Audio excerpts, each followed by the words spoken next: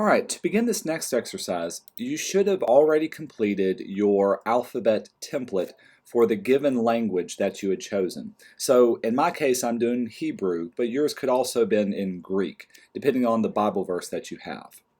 Once this is finished, we're going to put these letters to good use in actually laying out your Bible verse into a design. You should have also gone to the Moodle page and downloaded the Bible verse PDF. Just know that in this PDF, I'm giving the entire class Bible verses, so you'll need to find the one that you chose to work on. In my case, I'm using Jeremiah 29:11, and this is on page 3 of this PDF. Alright, jumping back into Illustrator, I'll minimize this. Let's go to File and create a totally new document. The size of your document needs to be 20 by 30, and I'll leave it up to you what orientation you want it to be, either portrait or landscape, depending on whatever your design you want it to choose. We'll say OK, and this is where we'll place all of our information onto this document. The next thing we need to do is to open the PDF in Illustrator.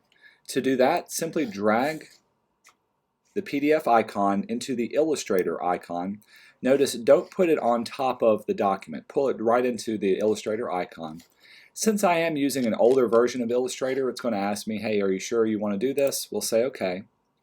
And in my case, I'll need to choose the page that it's on, which will be on page 3. If you're using a newer version, it should open up automatically and give you all of the pages to work together.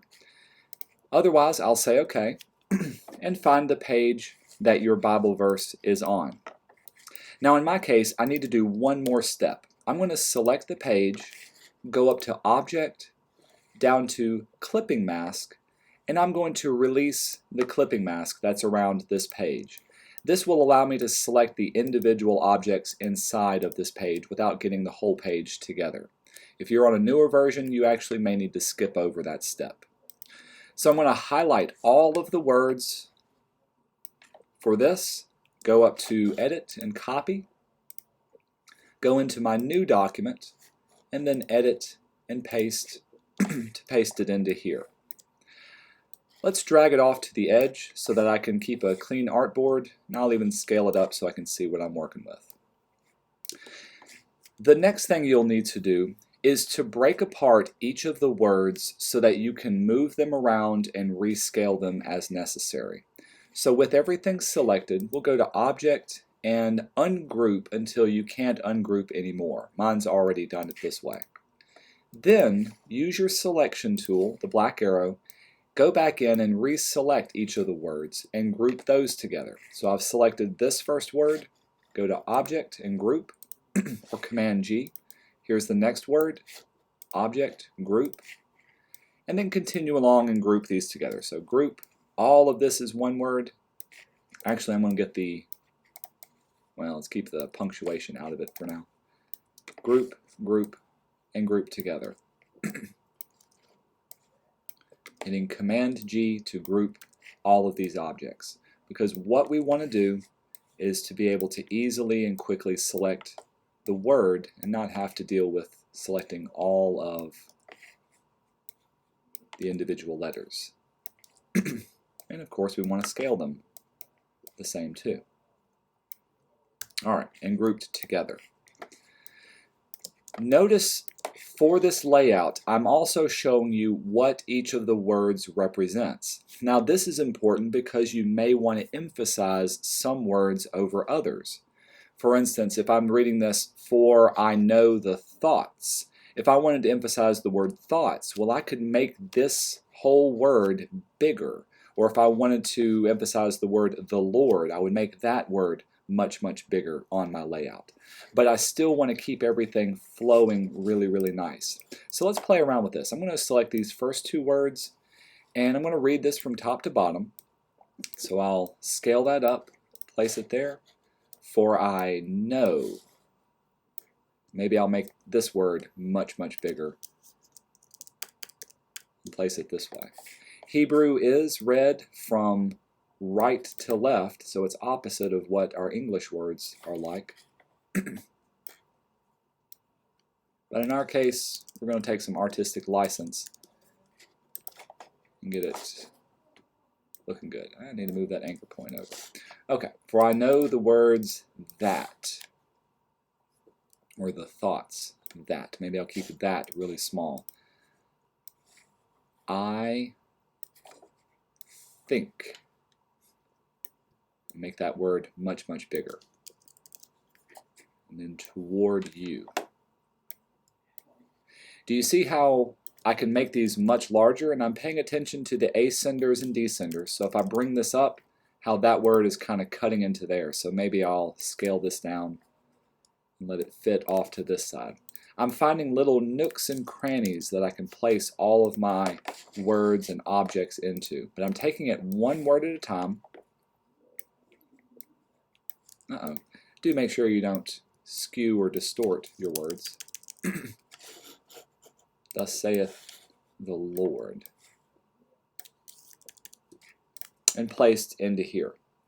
If you need to, you can turn on your rulers by going up to View and do Rulers, Show Rulers.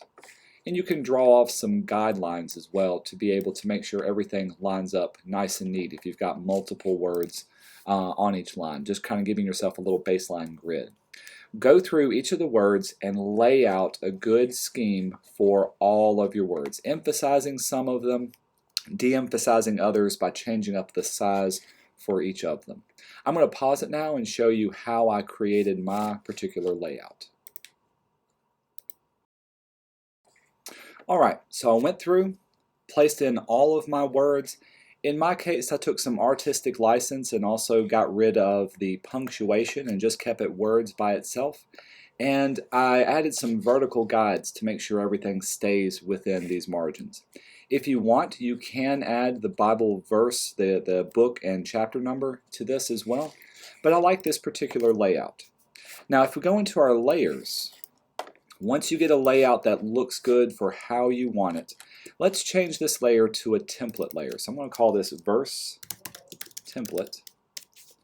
And I'm going to double click on the icon. And this will bring up our layer options. And I'm going to turn this into a template layer. This will lock down the layer and it should dim it a little bit. One thing I forgot to do, since this is a template layer, I want to be able to give it a different color so I can distinguish it from other layers. So I'm going to unlock it for now, do Command A to select everything, and let's change those letters to red or some other color. Now when I lock it down, this template layer will be out of my way, it won't print, and I can place things on top of it. So once I'm in my layers, let's make a new one. I'll double click this and we'll call this the Final Verse layer. Everything I place will be placed inside of here. Now comes the fun part. We'll jump back into our Hebrew alphabet and I'll select all of the letters that I created. We'll do copy, Command C, jump back into our document, Command V, and paste them off to the side from here. Now once they're pasted, each of your letters should have been grouped together, and I see this one isn't. So I do need to go through and group, Command G, and group all of our letter objects so that it treats it as one letter.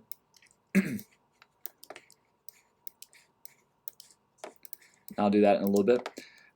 But from here I can go through and find the appropriate letter and scale it up and place it right on top of this letter. So I'm going to find every one of the hey letters. Make a copy of it, copy and paste. And so here's a hey that's on top of the word Yahweh. Scale it up. I am holding down my Shift key to make sure everything is appropriate. And then we'll make a copy of it because there's another hey right there. I can see there's a Yod, so which is this character, so we'll group that, copy and paste it, and we'll place all of these on top of here. Scale it up and make sure that is pasted into here. This will take a little bit of time and effort to do. You can turn off visibility for your layers and see your progress as you go along, but take this one letter at a time. Make sure your letters are grouped, they stay together, and you don't accidentally delete or destroy one. And replace the letters of your verse with the letters that you created into your new verse. When you're finished, your new layout should be done. I'm going to pause the video right now, jump ahead so you can see the finished product once I've finished that up.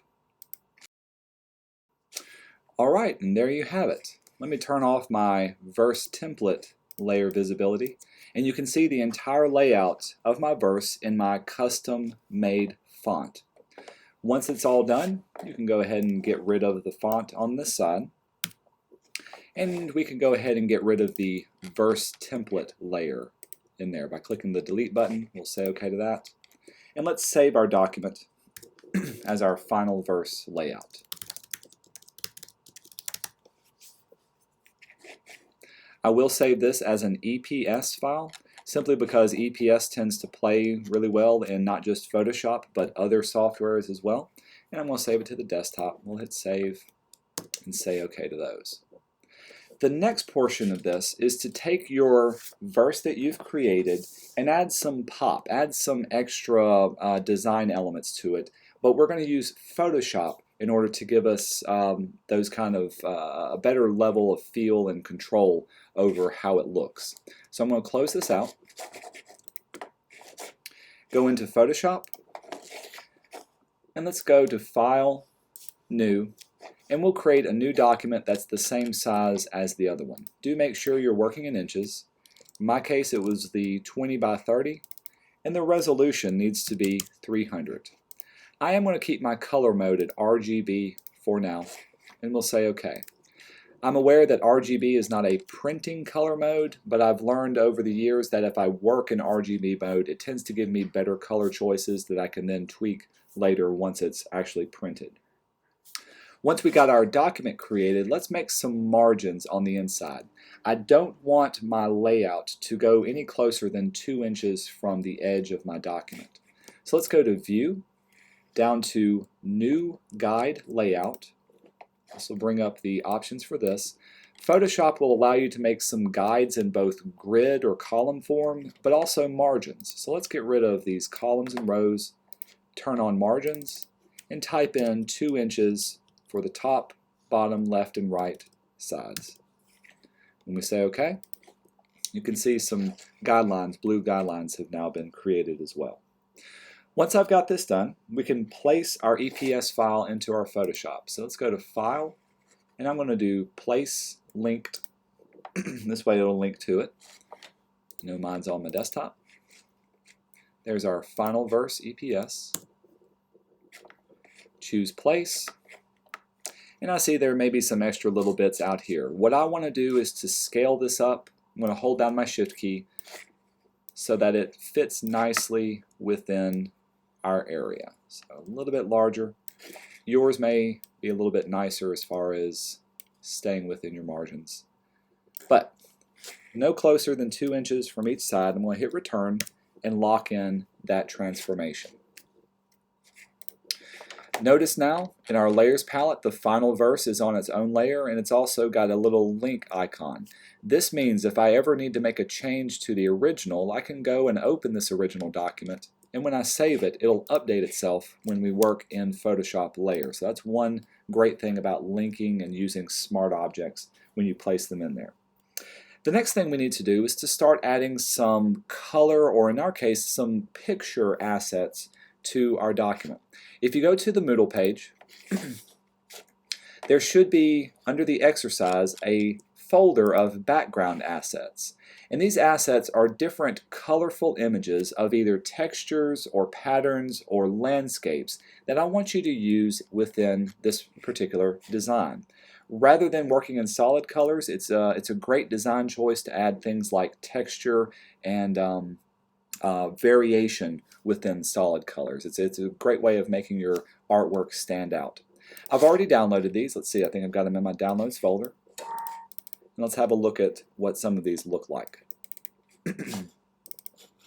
Now these are rather large images, so it may take a little time to download, but they're large so they're high quality. And you can see these are great, fun, interesting little shapes. Some of these may be more appropriate for your layout or your style. Some of these may be just a little bit more fun. When we bring them into Photoshop, I'll show you how to change them up. Let's add some color and texture, the pictures, to our letters first. Let's say I like this picture. I love the feel and the warm colors that it has. So I'm going to place this one into our document. So I'm going to drag it into Photoshop. Give it just a second. Since it is vertical, I will rotate it. And I'm going to scale it up. It's okay if I stretch it this time, since it's kind of abstract. You won't know the difference. When I hit return, that'll lock in the change that I made. Now in our layers palette, notice that this background asset is above the final verse layout layer. So that's critical to do because we want to turn this into a clipping mask. With the background asset selected, that topmost layer, go to Layer and choose Create Clipping Mask. And this will mask in all of that picture to the letters that you have. You can even use your selection tool and be able to move that picture around and reposition it wherever you want onto your page. As long as it's covering it up, you should be able to see that image. So that looks pretty good by itself. Let's do something for the background as well. I'm going to click on the background layer and let's add another picture behind it. Any one of these pictures should work, but later on we want to add some good contrast. Let's see, there was one that I really liked that tended to work well. So I like this one. This also has some warm colors, but it's going to give me some problems, and I want to show you what comes up. So I'm going to choose this asset, drag it in, place it. As with the other one, we do need to scale it up. It is large enough to be able to scale and you won't lose a lot of quality to it. And we'll hit return and have it placed onto here. Now, a lot of designers would take this image and they would stop right there and say, well, it looks interesting, but I can't read it. And they don't know why they can't read it. The last thing I want you to do with your layout is to add some good contrast between your foreground of your letters and the background image that you placed. Here's how to add some contrast. There's a variety of ways we can do it. I'm going to select my background asset, in this case the background asset 13. The first way we can do is to make it lighter or darker than your foreground.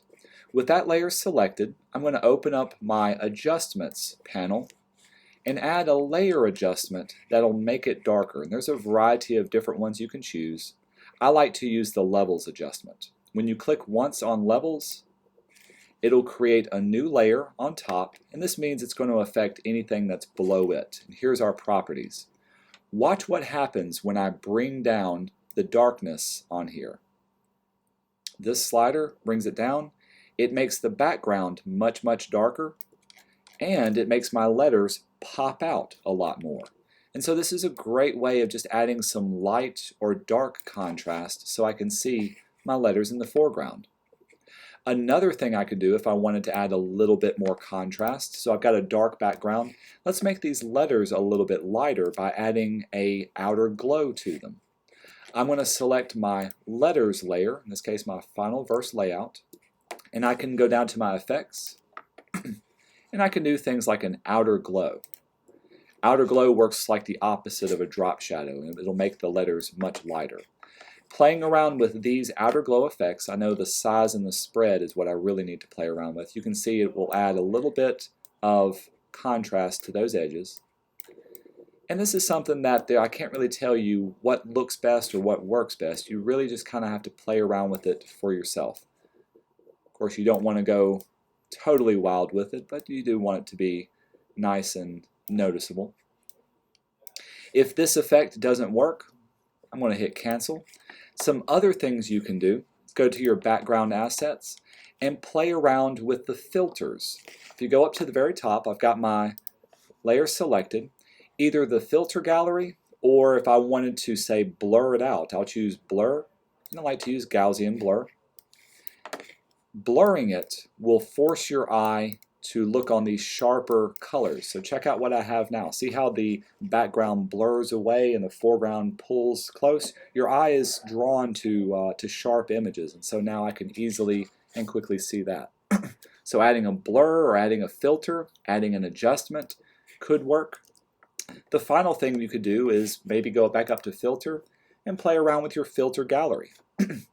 Now, a lot of these in the filter gallery depend on what your foreground and background color is. So let me change up my foreground color. Instead of black, let's make it, we'll say, a dark red, and I'll double click on my background swatch. Instead of white, we'll make it maybe this darker purple, kind of a medium purple.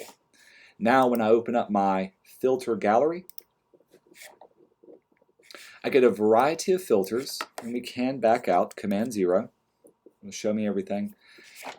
Some of these will have artistic effects. Some of these can have sketch or stylized effects.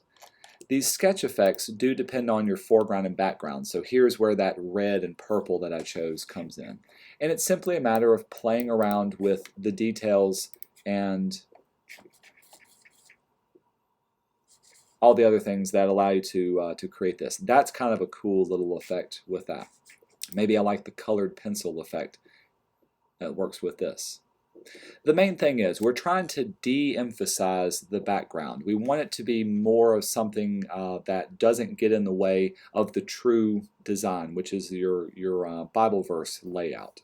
I kind of liked that graphic pen effect, so I'm going to go back to this one, play around a little bit with the light and dark balance. Once it decides to work, there we go. And when I say OK, you can see it'll apply that effect to there as well. Maybe I can even get rid of this, well, or adjust my levels to make it a little bit lighter. Once it's finished, once you get a design that you like, I'm not saying I like that. Let's turn this back on. I kind of like the darker area of this. But once you get a design and layout that you like, you've got a clipping mask over your verse, you've got a background that's contrasting with your foreground. I want you to save this as the Photoshop document, but also save this as a JPEG. That JPEG is what you're going to upload to Moodle. So once you've saved it as Photoshop, go back in, do a Save As, choose JPEG, and I'll call this one Bible Verse. Get rid of my space. Do save, and that JPEG image, high quality is what we're going for, should be large enough for you to be able to upload to Moodle for this. Save also the Photoshop file so you can always go back into it, make changes later. Play around with some of those background assets. I'm not saying you have to be married to one particular image. You can find ways of blending them together, but for this exercise we're going to keep it as simple as possible.